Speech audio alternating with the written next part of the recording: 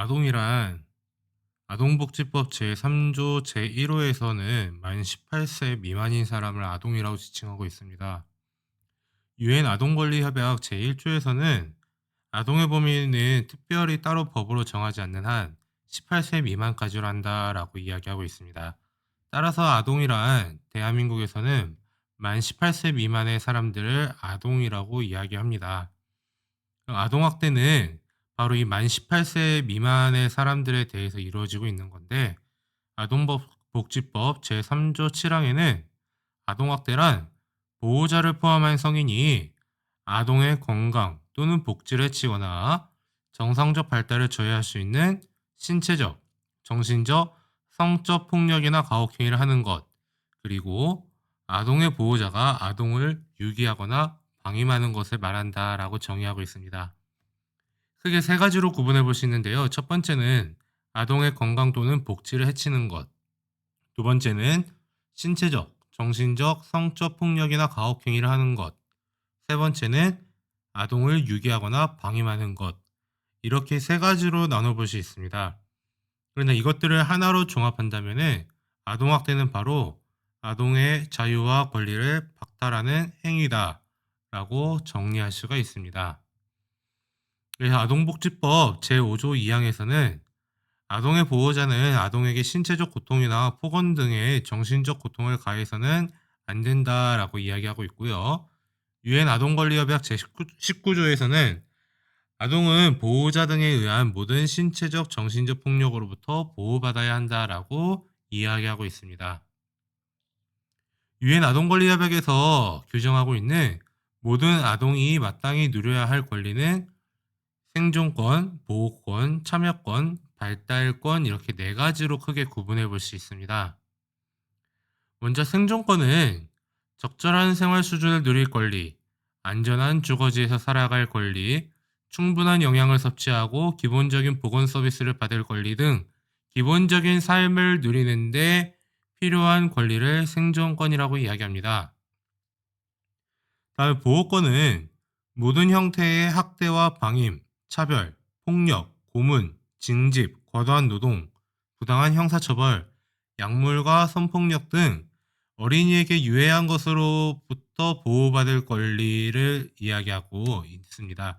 즉, 차별과 폭력으로부터 보호받을 권리가 바로 보호권입니다.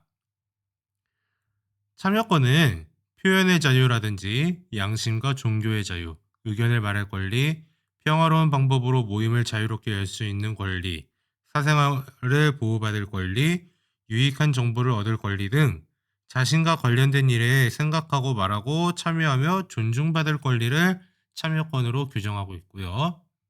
발달권은 교육을 받을 권리와 문화생활을 하고 정보를 얻을 권리, 여가를 즐길 권리, 생각과 양심과 종교의 자유를 누릴 권리 등 자신의 잠재 능력을 최대한 발휘하는 데 필요한 권리를 발달권이라고 이야기합니다.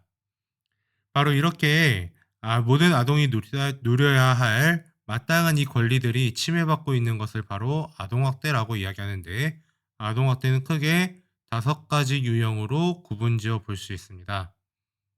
첫 번째는 신체학대, 즉 성인이 아동에게 우발적인 사고가 아닌 상황에서 신체적인 손상을 입히거나 신체 손상을 입도록 허용한 모든 행위를 신체학대라고 이야기합니다. 지적적으로 신체에 가해지는 행위라든지 도구를 사용해서 신체를 가해하는 행위, 완력을 사용하여 신체를 위협하는 행위, 신체에 유해한 물질로 신체에 가해지는 행위 등이 바로 신체 학대에 해당합니다. 두 번째 유형은 정서학대인데요. 성인이 아동에게 행하는 언어적인 모욕, 정서적 위협, 감금이나 억제, 기타 가학적인 행위들을 이야기합니다. 그래서 원망적, 거부적, 적대적, 경멸적인 언어 폭력이라든지 잠을 재우지 않는 것, 가족 내에서 왕따시키는 것, 형제, 친구 등과 비교, 차별, 편애하는 행위, 벌거벗겨서 내쫓는 행위, 아동이 가정폭력을 목격하도록 하는 행위 등이 바로 정서학대에 해당하겠습니다. 세 번째 유형은 바로 성학대인데요. 성인이 자신의 성적 충족을 목적으로 아동에게 행하는 모든 성적 행위를 이야기합니다. 자신의 성적 만족을 위해서 아동을 관찰하거나 아동에게 성적인 노출을 하거나 아동을 성적으로 추행하거나 성교를 하거나 아동에게 유사성행위를 하거나 성매매를 시키거나 성매매를 하도록 연결해주는 이 모든 행위들이 바로 성학대에 해당합니다. 네 번째 유형인 방임은 보호자가 아동에게 위험한 환경에 처하게 하거나 아동에게 필요한 의식주, 의무교육, 의료적 조치 등을 제공하지 않는 행위를 방임이라고 볼 수 있습니다. 기본적인 의식주를 제공하지 않는 행위, 불결한 환경이나 위험한 상태에서 아동을 방치하는 행위, 특별한 사유 없이 학교에 보내지 않거나 미인정 결석, 즉 무단 결석하는 것들을 그냥 방치하고 있는 행위, 아동에게 필요한 의료적인 처치나 개입을 하지 않는 행위들이 바로 방임의 대표적인 사례들이라고 볼 수 있겠습니다. 그리고 다섯 번째 유기는 보호자가 아동을 보호하지 않고 버리는 행위를 이야기합니다. 그래서 아동을 보호하지 않고 버리거나 아동을 병원에 입원시키고 사라진 경우 등이 바로 유기에 해당한다고 할 수 있겠습니다.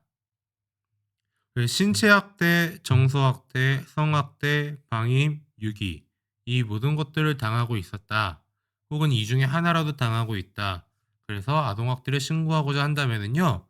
누구든지 아동학대 범죄를 알게 된 경우나 그 의심이 있다고 여겨지는 경우에는 아동보호 전문기관 또는 수사기관, 경찰 112를 눌러서 신고할 수가 있습니다. 그런데 이럴 때 우려되는 것은 아동학대가 의심되어서 경찰에 신고해서 경찰이 집 앞까지 갔는데 가해자가 문을 열어주지 않을 경우에는 어떻게 합니까? 그리고 신고한 것만 다 티가 나고 나는 보호 못 받는 거 아닙니까? 라고 이야기할 수 있는데요. 이럴 경우에는 경찰은 가해자가 문을 열어주지 않더라도 강제로 출입문을 열고 들어가서 아동학대 피해자를 보호할 수 있도록 법적으로 보호장이 되어 있습니다. 그래서 아동학대를 당하고 있을 경우에는 혹은 주변에서 아동학대를 당하고 있구나라고 의심이 되는 경우에는 바로 수사기관에 신고해서 수사기관에서 조치를 취할 수 있도록 할 수 있습니다. 그러나 내가 아동학대에 대해서 상담을 받고 싶다. 내가 겪고 있는 것이 아동학대가 맞는지 혹은 내 주변에서 겪고 있는 것이 아동학대가 맞는지 그래서 상담이 필요할 때는요. 바로 가까운 아동보호 전문 기관으로 방문하거나 전화 상담을 할 수가 있습니다. 전국에서 69개소가 운영되어 있고요. 아동권리보장원 홈페이지에 들어가면은 이 아동보호 전문기관들이 자세히 나와 있습니다. 그래서 살펴보면 서울에는 9개소가 그리고 인천에는 4개소가 있고요. 경기도에는 14개소가 있습니다. 그리고 세종에는 하나, 대전에는 2개, 충남에는 4개소, 그리고 충북에는 3개소가 있고요.